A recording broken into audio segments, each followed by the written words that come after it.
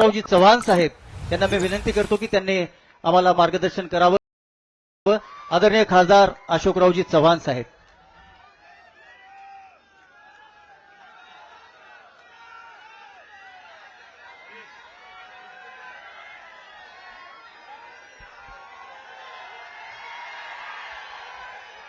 भाजपाचे महायुतीचे आपले उमेदवार माझे मित्र प्रतापरावजी पाटील चिखलीकर ज्यांच्या प्रचारार्थ या ठिकाणी मुद्दामून वेळ काढून आलेले राज्याचे उपमुख्यमंत्री देवेंद्र फडणवीसजी, भाजपाचे महाराष्ट्राचे सन्मान्य अध्यक्ष बावनकुळेजी, सन्मान्य केंद्रीय मंत्री श्री कराडजी, अतुल सावेजी, खासदार गोपछेडेजी, माजी केंद्रीय मंत्री सूर्यकांताताई, मंचावर उपस्थित असलेले सर्व भाजपाचे, शिवसेनेचे, राष्ट्रवादीचे आमदार पदाधिकारी, या ठिकाणी आलेले जिल्ह्यातील भाजपाचे, शिवसेना, राष्ट्रवादीचे सर्व कार्यकर्ते, नेते, बंधू भगिनी आणि सहकारी मित्रांनो, सर्वांना आश्चर्य वाटतंय. प्रताप पाटलांच्या प्रचारार्थ अशोक चव्हाणांचं भाषण. परंतु मित्रहो, अनेकांना माहीत नाही, आम्ही सर्वजण एकेकाळी एकत्रपणेच काम केलेलं आहे. मधला काही काळ जर सोडला तर आज पुन्हा एकत्र आणण्याची किमया जर कोणी घडून आणली असेल, आशीर्वाद तर नेत्यांचा मिळालाच, पण हे सर्व घडून कोणी आणलं तर देवेंद्र फडणवीस साहेबांनी आणलं आणि बावनकुळे साहेबांनी आणलं. मोदीजींचा आशीर्वाद, अमित भाईंचं आम्हा सर्वांना मिळालेलं मार्गदर्शन, आणि त्यामुळे राज्यामध्ये एकोप्याने, नांदेडमध्ये एकोप्याने, आणि नांदेड ज्याचं वाट पाहते विकसित देश, विकसित महाराष्ट्र, आणि त्याचबरोबर आम्हा सर्वांची जी महत्वाची जबाबदारी आहे ती म्हणजे विकसित मराठवाडा आणि विकसित विदर्भ. जे आज शक्य होत आहे ते केवळ आणि केवळ देवेंद्रजीमुळे शक्य होत आहे, हे मला आवर्जून या ठिकाणी नमूद केलं पाहिजे. यात कुठेही अतिशोक्ती नाहीये. जे काम चांगलं होत आहे ते काम चांगलं होणारा माणूस अशोक चव्हाण स्पष्टपणे बोलणार आहे. आणि त्यामुळे विरोधी पक्षात असताना सुद्धा आम्ही जरी सभागृहात एकमेकांसमोर जरी असलो तरी आम्ही व्यक्तिगत पातळीवर न जाता महाराष्ट्राच्या, विदर्भाच्या, मराठवाड्याच्या हितासाठी ज्यांचं ज्यांचं राज्य होतं, मी सत्तेमध्ये असताना देवेंद्रजींनी सांगितलं आणि मी कधी ऐकलं नाही, असं कधी घडलं नाही. आणि मी आज विरोधी पक्षात ज्यावेळेस होतो तेव्हा देवेंद्रजींना विनंती केली, ती देवेंद्रजी मान्य केलं नाही, असं कधी घडलं नाही.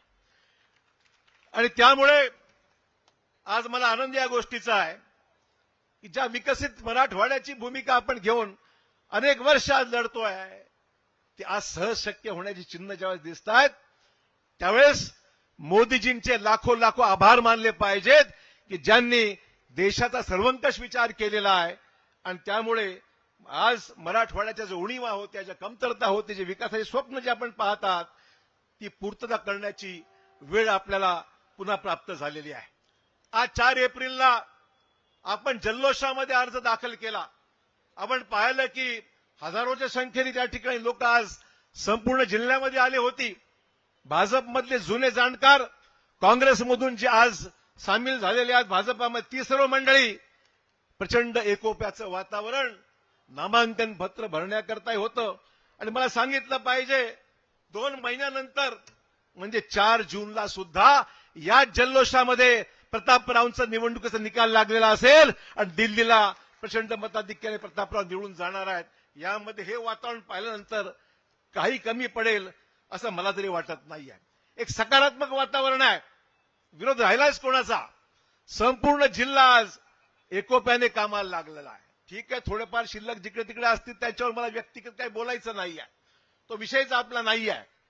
आज ज्या वेळेस आता फडणवीस साहेबांना सांगितलं, मला बावनकुळे साहेबांना सांगितलं पाहिजे, दस्त्या कमी पडतात, दस्ते संपले आमच्या, गळ्यात टाकायला दस्त्या संपून गेल्या आहेत. रोज पक्ष प्रवेश आहेत, तालुक्यातले तालुके हे भाजपमध्ये आज सामील होत आहेत, दाखल होत आहेत आणि कुठलाही वाद नाही. आम्ही सर्वांना सांगितलं, आपण म्हणतो आम्ही सर्वांना सांगितलंय, जी मंडळी काँग्रेसवर पदावर होती त्यांना सुद्धा सन्मानाने भाजपमध्ये त्यांच्या सहकार्यासोबत त्यांना वागणूक मिळेल, चिंता करायचं कारण नाही आहे. सन्मानाची वागणूक मिळेल. एकोप्याचं वातावरण टिकलं पाहिजे. बऱ्याच दिवसानंतर योग आला हा, बऱ्याच दिवसानंतर हा योग आलेला आहे आणि म्हणून आपल्याला, मला वाटतंय की आज नांदेडमध्ये केवळ भाजपामुळे 5 खासदार नांदेडला मिळाले. किती खासदार? 5 खासदार. म्हणजे मी आणि आमचे गोपछेडेजी आम्ही दोन्ही राज्यसभेवर प्रतापराव निवडून येणारच आहेत. लातूरचा भाजपचा खासदार आणि हिंगोलीचा शिवसेनेचा खासदार असे म्हणून जर पाहिलं, नांदेड जिल्ह्यामध्ये संबंधित असलेले 5 खासदार ही वज्रमूठ राहणाऱ्या नांदेड जिल्ह्याची वज्रमूठ. आणि याच्या माध्यमातून आपण पाहाल एक जबरदस्त ताकद दिल्लीमध्ये जाऊन, राजधानीमध्ये जाऊन आम्ही बावनकुळे साहेबांना घेऊ, देवेंद्रजींना सोबत घेऊ आणि मोदी साहेबांकडे, अमित शहा साहेबांकडे जाऊन महाराष्ट्रातले प्रश्न आहेत, मराठवाड्यातले आमच्या प्रश्नाचा उल्लेख मगाशी प्रतापरावांनी केलेला आहे. मला सांगायला आनंद वाटतो, 4 जूनपर्यंत वाट पहा, आचारसंहिता संपेल 5 जूनला. आचारसंहिता संपल्याबरोबर आपला अजेंडा तयार आहे, विकासाचा अजेंडा तयार आहे, तो घेऊन आम्ही दिल्लीला जाणार आणि नांदेड जिल्ह्यातले, मराठवाड्यातले प्रश्न मार्गी लावण्याकरता 5 वर्षाचा आपला अजेंडा जो तयार आहे, त्या अजेंड्यावर दरवर्षी आपण पाहाल की त्याच्यावर काय प्रगती होईल. रेल्वेचे प्रकल्प असतील, महामार्गाचे प्रकल्प असतील. मला सांगायला अभिमान आहे, शेवटची कॅबिनेट ज्यावेळेस मुंबईमध्ये झाली, आम्ही फडणवीस साहेब सर्व मिळून प्रतापराव होते, मी होतो, आमदार होते, सर्व आम्ही जाऊन ते भेटलो. आम्ही त्यांना सांगितलं, आपण सर्व आजची ही या लोकसभेच्या निवडणुकीच्या अगोदर शेवटची कॅबिनेट आहे, पण त्याच्या अगोदर कोंडलवाडीमधल्या 500 कुटुंबाचं कर्ज जे डोक्यावर आहे, 10-12 कोटी रुपये म्हणजे 3 कोटीचं कर्ज आणि 8 कोटीचं व्याज झालेलं आहे, ते व्याज आणि कर्ज माफ झालं पाहिजे. दुसऱ्या दिवशी कॅबिनेटमध्ये निर्णय झाला आणि त्याकरता त्यांनी पैसे उपलब्ध करून दिले, निर्णय होऊन गेला. मोठी गोष्ट आहे की सर्व कुटुंब उघड्यावर पडली होती. आज कर्जमाफी न झाली असती तर आत्महत्या केल्या असत्या. तो निर्णय त्यांनी घेतला. त्यांनी मला आश्वासन दिलं, ती फाईल प्रोसेसमध्ये आहे. अहिल्याबाई होळकरांचा पुतळा सुद्धा नांदेड शहरामध्ये देण्याच्या बाबतीमध्ये त्यांनी निर्णय घेतला आणि त्याची सुद्धा लवकरच निर्णय त्याची पूर्तता होणार आहे. कुरुंदकरांचं स्मारक, कुरुंदकरांच्या स्मारकाला पैसे दिले, 17 कोटी रुपये दिले आणि भोकरमध्ये सेवालाल महाराजांच्या सुद्धा स्मारकासाठी, पुतळ्यासाठी पैसे देण्याचं काम जर कोणी केलं असेल, सगळ्या गोष्टी किती दिवसामध्ये? 2 दिवसामध्ये अवघे सर्व गेलो आणि हे सगळे प्रश्न मार्गी लावले. गती आहे कामाला, स्पीड आहे, काम करायची पॉलिटिकल विल आहे, इच्छाशक्ती आहे. हे केव्हा घडतं? पाहू बघूचा विषय नाही आहे. याच्यामध्ये देवेंद्रजींची गॅरंटी आहे, पण त्याच गॅरंटी बरोबर मोदीजींची गॅरंटी देशातली आहे, ती सगळ्यात मोठी गॅरंटी आहे. मित्र, गॅरंटी द्यायला सुद्धा माणूस सुद्धा त्याच उंचीचा लागतो, माणूस सुद्धा त्याच विश्वासार्हतेचा लागतो. मोदी साहेबांची गॅरंटी साधी सुधी नाहीये. देशाच्या कोट्यावधी लोकांनी ज्यांना पंतप्रधान निवडून दिलंय त्यांची ही गॅरंटी आहे, म्हणून महत्वाची आहे. आज अनेक गॅरंटी दिल्या जातात, अनेक गोष्टी बोलल्या जातात. प्रत्यक्षात आपण पाहतो गॅरंटी नंतर काही ती फळाला येत नाही, गॅरंटीप्रमाणे घडत नाही. पण मोदीजींनी शब्द दिल्यानंतर ती गॅरंटी 100% रिवोक होत नाही. त्या गॅरंटीची पूर्तता यासाठी होते की देशाच्या पंतप्रधानांची गॅरंटी आहे, साधी सुधी नाही आहे. एक एवढा मोठा उंचीचा माणूस जो राष्ट्रीय आंतरराष्ट्रीय पातळीवर ज्यांची प्रशंसा होते, कामाचं त्याचं कौतुक होतं, त्यांची गॅरंटी आहे. आणि म्हणून गॅरंटी अनेक जरी असल्या तर गॅरंटी कुठली महत्वाची आहे हा फरक आपल्याला कळला पाहिजे आणि त्यातून मित्र हो आपल्या सर्वांना याचा विचार केला पाहिजे. मला मुद्दाम या ठिकाणी याचा नमूद करायचा आहे. मित्र हो, आज आपण पाहतोय की जिल्ह्याच्या विकासाच्या कामाच्या बाबतीमध्ये वेगवेगळ्या मतभिन्नता होती काही काळामध्ये. आज कुठली मतभिन्नता राहिलेलं नाही आहे. सर्व मिळून आग्रह धरतो आहे, एक त्याचा एक वजन प्राप्त होतं.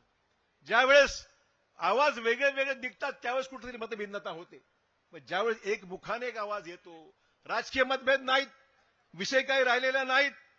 मला सांगा, विरोधकांची सभा काल परवा झाली, ठीक आहे, झाली असेल, निवडणुकीच्या काळात होतात, प्रत्येकाला मतं मागण्याची त्या ठिकाणी संधी आहे, बोलायची, टीकाही करू शकतात, पण काहीतरी अजेंडा पाहिजे ना. बोलताना फक्त अशोक चव्हाण एकच विषय आहे आणि दुसरा विषय काहीतरी बोला, या जिल्ह्याचं काहीतरी बोला, या महाराष्ट्राचं काहीतरी बोला, मराठवाड्याचं काहीतरी बोला. मला आश्चर्य वाटतंय की अशोक चव्हाण एकच अजेंडा असेल तर अशोक चव्हाणांवर काही इलेक्शन होऊ शकत नाही. अशोक चव्हाण बेईमानी करणारा माणूस नाहीये, प्रामाणिकपणे जिथे राहिलो शेवटपर्यंत त्या ठिकाणी प्रामाणिकपणा टिकवलेला आहे. आणि त्या ठिकाणी अनेक जण काल बोलले, त्या ठिकाणी आरोप प्रत्यारोप केले. आमचे नाना भाऊ पटोले नागपूरमध्ये त्या ठिकाणी बोलतात, अशोक चव्हाणांनी काँग्रेसला असं केलं, आई समान काँग्रेसला असं केलं तसं केलं. मला नाना भाऊंना आठवण करून द्यायची आहे की 2009 मध्ये नाना भाऊ ज्या पक्षाचे आज अध्यक्ष आहेत ते सोडून गेले होते भाजपमध्ये, त्यावेळेस विसरले ते, आता ते विसरले. त्यावेळेस ते काय बोल, मी राज्याचा मुख्यमंत्री होतो आणि त्यावेळेस हे नाना भाऊ ज्या मोठ्या गप्पा मारतायत, 2009 मध्ये मी विधिमंडळ काँग्रेस पक्षाचा नेता होतो, त्यावेळेस हे शब्द सोडून त्यावेळेस भाजपमध्ये गेले होते. त्यावेळेस कुठे गेलं होतं आईचं प्रेम? हो ठीक आहे, जाऊ द्या, त्यांच्यावर मला काय अधिक बोलायचं नाही. आणि मला आमचे अमित भैया काल आले होते या ठिकाणी नांदेडला. त्यांनी ते म्हणाले एक चव्हाण गेले, दुसरे चव्हाण आले. अमित भाई, चव्हाणामध्ये फरक असतो हो, चव्हाणामध्ये फरक असतो. आणि मला मुद्दाम त्यांना आठवण करून दिली पाहिजे. एकेकाळी आपल्या पिताश्री, त्यांच्यावर मला खूप नितांत आदर आहे, विलासराव देशमुख साहेबांनीच प्रतापरावला किती ताकद दिली होती, आपण विसरलात का? आज मी सुद्धा सगळे मतभेद बाजूला सारून ज्याप्रमाणे विलासरावजींनी प्रामाणिकपणे ताकद प्रतापरावांना दिली होती, त्याच पद्धतीने मोठा भाऊ म्हणून प्रतापरावांच्या बरोबर मनाने राहणार आहे, हे सांगितलं पाहिजे.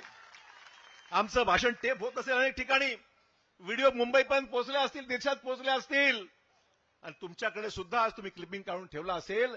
अशोक चव्हाण खरंच तुमच्याबरोबर आलेत का? हो, प्रत्येक जण संध्याकाळी जाऊन पाहेल व्हिडिओ पायामध्ये, अशोक चव्हाण देवेंद्रशी बोलत होते, प्रतापरावकडे बघत होते की नाही, बोलले की नाही?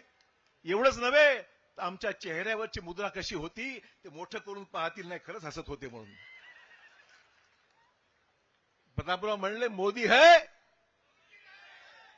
जिथे केंद्रीय नेतृत्वाने साथ दिली, जिथे या सगळ्या गोष्टी मतभिन्नता राहिलेल्याच नाही मित्र, त्यावेळेस विचार केला पाहिजे मूड ऑफ द नेशन काय आहे, देशामध्ये काय चाललंय. देशामधली भावना आहे की देश आता दुसऱ्या तिसऱ्याच्या हातात देऊन प्रयोग करायचा नाही, आम्हाला प्रयोग करायचा नाही. या देशाला 10 वर्षाच्या प्रगतीच्या मार्गावर मोदी साहेबांनी नेलं. तो प्रगतीचा मार्ग आणि जी गती आहे ती आता थांबणार नाही, आणि मला मुद्दाम नानांना सांगितलं पाहिजे, नाना बसवराज पाटील, नाना पटोले मुद्दाम सांगितलं पाहिजे, बसवराज पाटील, अर्चनाताई पाटील, संजय निरुपम, ही जे चालले आहेत ना, त्यांचा विचार तरी केला का चाललेत म्हणून? विचार तरी केलाय का? एकाधिकारशाही चालत नसते. मोदी साहेबांनी जे केलेलं आहे, सगळ्यांना ताकद देण्याचं काम केलं आहे. असो, जास्त कोणावर व्यक्तिगत बोलायचं नाही, आपली भूमिका, आणि म्हणून मी या ठिकाणी अधिक काही बोलणार नाही. पण मला गोलमोल भूमिका घेता येत नाही. जे बोलतो ते स्पष्ट रोखठोक बोलणारा माणूस मी आहे, आणि जे करतो ते प्रामाणिकपणे करतो. आणि मला मुद्दाम सांगायचं आहे, मागच्या कालावधीमध्ये प्रतापरावांनी माझ्यामध्ये 40,000 मतांचं मताधिक्य, ते जास्त 40,000 त्यांना मिळाले. आज मी पाहतोय सर्वत्र एकच भूमिका आहे. मागच्या वेळेस त्यांना अधिक मतं, मला 40,000 कमी मतं मिळाली. पण त्या दोघांची मताचा बेरीज जर केली, दोघांची मताची बेरीज जर केली, तर प्रतापराव सगळ्यात जास्त मताधिक्याने नांदेडमधून निवडून जातील, आणि नांदेडचा रेकॉर्ड ब्रेक झाल्याशिवाय राहणार नाही, हे मला मुद्दाम या ठिकाणी नमूद केलं पाहिजे. रेकॉर्ड ब्रेक झाल्याशिवाय राहणार नाही, एवढा प्रचंड मताधिक्याने आज आपण या सगळ्या गोष्टीला त्या ठिकाणी समर्थन देत आहोत. आणि म्हणून त्या ठिकाणचा वेगळा काही विचार करायची गरज नाही. जिल्ह्याचा विचार करा, लहान लहान क्षुल्लक गोष्टीवर जाऊ नका. मला मुद्दाम अभिनंदन केलं पाहिजे देवेंद्रजींचं आणि एकनाथ शिंदे साहेबांचं विशेषतः अभिनंदन केलं पाहिजे की मराठा समाजाला 10% आरक्षण घेण्याचा निर्णय आपण घेतला. अडचणी होत्या, मला कल्पना आहे, कायदेशीर विषय होते, मी सुद्धा प्रयत्न केला, त्यातून मार्ग निघाला. सुप्रीम कोर्टाने निर्णय घेतला, आपण त्याच्यामध्ये लक्ष घातलं आणि त्याच्यामध्ये मराठा आरक्षणाचा विषय आपण 10% देऊन मार्गी लावला.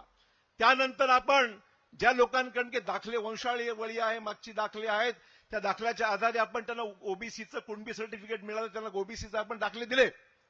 मला मुद्दाम आठवण करून दिली पाहिजे की आपण निर्णय घेत परवा जे काही मुलं माझ्याकडे आली होती ते मला म्हणाले की साहेब आम्हाला पोलीस भरती सध्या सुरू आहे, त्या पोलीस भरतीमध्ये आम्हाला न्याय मिळाला पाहिजे, कारण की आमचं त्या ठिकाणी आम्हाला सर्टिफिकेट मिळत नाहीत, अडचणी आहेत.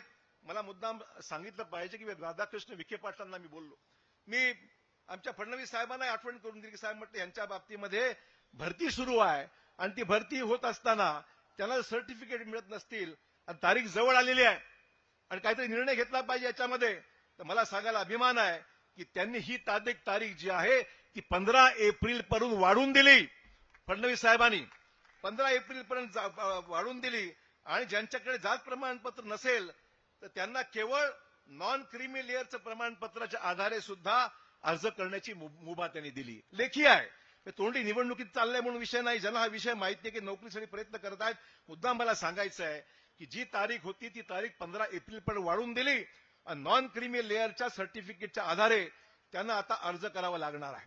आपल्याकडे राज्य फडणवीस साहेब आल्यानंतर आणि शिंदे साहेब आल्यानंतर महावितरणमध्ये सुद्धा राज्यभरामध्ये 282 अधिसंख्य पद निर्माण करण्याचा निर्णय घेतला. तर नोकऱ्या मिळत नव्हत्या, त्यांची सर्टिफिकेट मध्ये एससीबीसीचा कायदा सुप्रीम कोर्ट रद्द केला होता आणि मग करायचं काय, निवड हे त्यांचं करायचं काय हा प्रश्न होता. त्याच्यामध्ये 282 लोकांची अधिसंख्य पद निर्माण केली एमएससीबी मध्ये आणि त्यातली जवळपास 46 मुलं जी नोकरी लागली ती नांदेड जिल्ह्यामधली आहे. ते मला मुद्दाम आवडून सांगितलं पाहिजे. त्यामुळे मला या गोष्टीचा उल्लेख मी यासाठी करत आहे की गैरसमजातून आपण निर्णय कुठे चुकीचा घेता कामा नये. हा काय राजकीय विषय नाही आहे, हा सामाजिक विषय आहे आणि या सामाजिक विषयाकरता अनेकांनी प्रयत्न केले आहेत, मी नाकारत नाही. क्लिष्ट प्रश्न असताना सुद्धा कमतरत कोणाचाच विरोध नाही आहे आणि भाजपाचं तर पूर्ण समर्थन आहे हे मला मुद्दाम या ठिकाणी सांगितलं पाहिजे. आणि म्हणून मला विनंती करायची आहे की या सगळ्या प्रामाणिकपणे चाललेल्या प्रयत्नांना आपली साथ, आपली मदत हवी आहे. मित्र, मला मुद्दाम सांगितलं पाहिजे. अधिसंख्य पद निर्माण केली, नोकऱ्या दिल्या, तारीख वाढवून दिली, त्या ठिकाणी नोकऱ्या मिळव हाही प्रयत्न सुरू आहे आणि आचारसंहिता संपल्यानंतर जे सगळ्या सोयऱ्याच्या बाबतीत जो विषय आहे त्याच्यावर जे ऑब्जेक्शन्स आलेले आहेत त्याच्यावर सुद्धा सुनावणी घेऊन तो शेवटचा निर्णय तिथे घेतला जाईल. त्यामुळे सगळे जे विषय आहेत हे कोणी बाजूला ठेवलेले नाही आहेत. आज मला आपल्याकडून अपेक्षा आहे मित्र हो, हे सगळी प्रश्न मार्गी लावण्याकरता एकजूट असली पाहिजे. नको त्या आपण सर्व विषयामध्ये मतभिन्नता निर्माण करून जर मोदीजींचा नारा आहे 400 पार, तो खऱ्या अर्थाने 400 पारचा नारा अंमलात आणायची जबाबदारी कोणाची आहे? कोणाची आहे? आपली जबाबदारी आहे. ही आपली जबाबदारी आहे की 400 जागा देशामध्ये आपल्या महायुतीच्या देशामधली जी आपली एनडीएची जी काही गठबंधन आहे 400 पार तिथे झालं पाहिजे आणि 400 पार झाल्यानंतर विकसित भारत, विकसित महाराष्ट्र आणि विकसित मराठवाडा, नांदेड आणि विदर्भ करायचा असेल, महाराष्ट्र सर्वांगीण अर्थाने प्रगती करायची असेल तर ती जबाबदारी मोदी साहेबांची आहे, देवेंद्रजींची आहे, एकनाथ शिंदेची आहे, अजितदादांची आहे. मित्र, मला मुद्दाम सांगितलं पाहिजे.